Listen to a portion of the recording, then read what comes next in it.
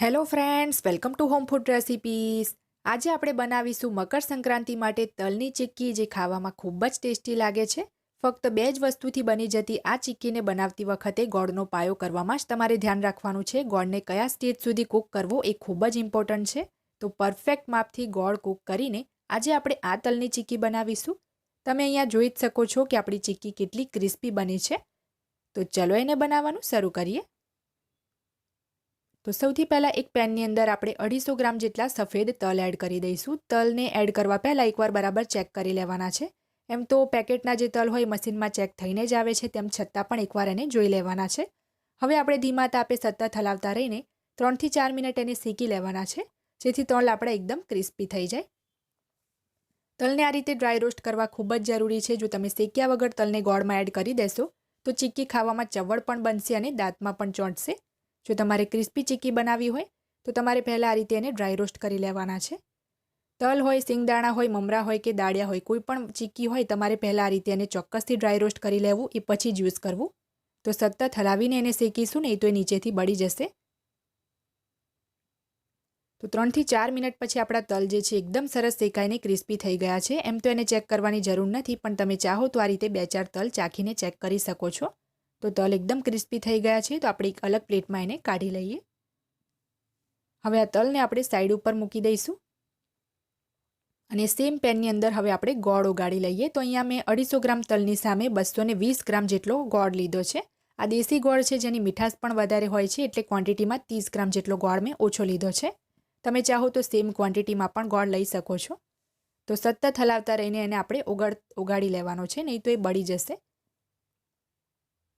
તો ગોળ આપણો થોડો મેલ્ટ થાય એટલે એમાં આપણે અડધી ચમચી દેશી ઘી એડ કરી દઈશું, જે ટોટલી ઓપ્શનલ છે, પણ ઘી ઉમેરવાથી ચિક્કીમાં શાઇનિંગ સરસ આવે છે. જો તમે નહીં ઉમેરો તો પણ ચાલી જશે.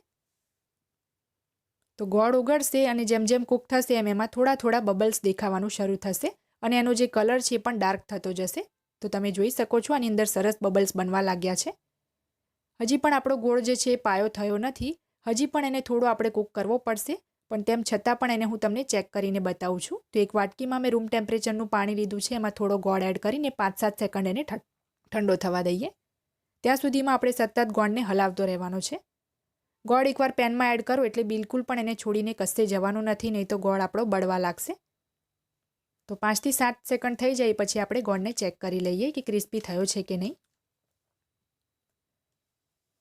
તો અહીંયા તમે જોઈ શકો છો આપણો ગોળ એકદમ સોફ્ટ છે અને તારની જેમ ખેંચાય છે. એકદમ સોફ્ટ ગોળ છે, હજી પણ ક્રિસ્પી થયો નથી. મતલબ કે આપણો જે ગોળ છે એનો હજી પાયો થયો નથી. જો તમે આ સ્ટેજ ઉપર એમાં તલ કે સિંગદાણા કંઈ પણ ઉમેરી દેશો તો તમારી ચિક્કી ખાવામાં ચવડ બનશે અને દાંતમાં પણ ચોંટશે. તો થોડો હજી ડાર્ક થાય એ પછી આપણે ફરીથી ગોળને ચેક કરવાનો છે. તો ફરીથી ગોળ એડ કરીને 5-7 સેકન્ડ ઠંડો થવા દઈએ. ગોળનો જે કલર છે એ પણ તમે જોઈ શકો છો, એકદમ સરસ ડાર્ક થવા લાગ્યો છે. તો 5-7 સેકન્ડ પછી ફરીથી એને ચેક કરીએ. ગોળ એકદમ ક્રિસ્પી થઈને તૂટી જવો જોઈએ, મતલબ કે પાયો થઈ ગયો છે. તો 2 ભાગમાં આપણો ગોળ સરસ તૂટી ગયો છે, તમે જોઈ જ શકો છો. મતલબ કે ગોળ જે છે એ ચિક્કી માટે હવે રેડી થઈ ગયો છે. તો હવે આ સ્ટેજ ઉપર એની અંદર આપણે શેકેલા તલ એડ કરી દઈએ અને ગેસની ફ્લેમ બંધ કરી દઈશું.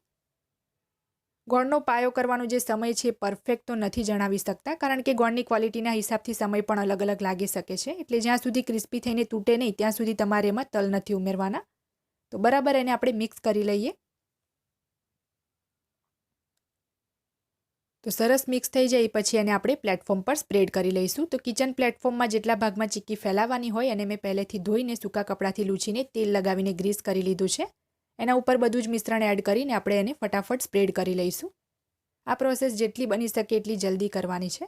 તો પહેલાં બંને હાથને મેં પાણીથી ભીના કરીને જેટલું બની શકે એટલું સ્ક્વેર શેપમાં એને ફેલાવી લીધું છે. પાણીવાળા હાથથી ગરમ પણ નહીં લાગે અને ફટાફટ સ્પ્રેડ પણ થઈ જશે. હવે એક ફ્લેટ વાટકીને તેલથી ગ્રીસ કરીને આપણે એને સ્ક્વેર શેપમાં ફેલાવી લઈએ. જો તમને વાટકીથી ના ફાવે તો તમે એને વેલણથી પણ વણીને પતલું કરી શકો છો. પણ વેલણને પણ તેલ લગાવીને ગ્રીસ કરવી ખૂબ જ જરૂરી છે, નહીં તો એ ચોંટી જશે. તો સરસ આને મેં મીડિયમ પતલી વણી લીધી છે. જ્યારે આ મિશ્રણ થોડું ગરમ હોય ત્યારે જ આપણે ચપ્પુથી એના ઉપર નિશાન લગાવી દઈશું, નહીં તો ઠંડી થઈ ગયા પછી એ નીકળશે નહીં. તો સરસ એને સ્ક્વેર પીસીસમાં આ રીતે હું નિશાન લગાવીને કટ કરી લઉં છું. અહીંયા મેં એને મીડિયમ પતલી સ્પ્રેડ કરી છે. તમે આને તમારા હિસાબથી જાડી કે પતલી સ્પ્રેડ કરી શકો છો.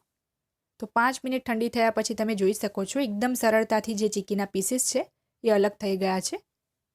એકદમ ક્રિસ્પી ચીક્કી બની છે.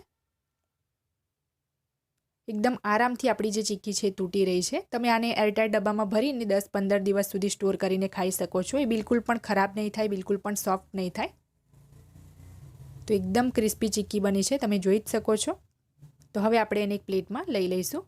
જો તમને મારી આજની આ ચીક્કીની રેસીપી પસંદ આવી હોય તો ચેનલને સબસ્ક્રાઇબ કરવાનું બિલકુલ ના ભૂલતા. પાસે આવેલા બેલ આઇકનને પણ ચોક્કસથી દબાવજો જેથી દરેક નવા વિડીયોની નોટિફિકેશન તરત તમને મળે.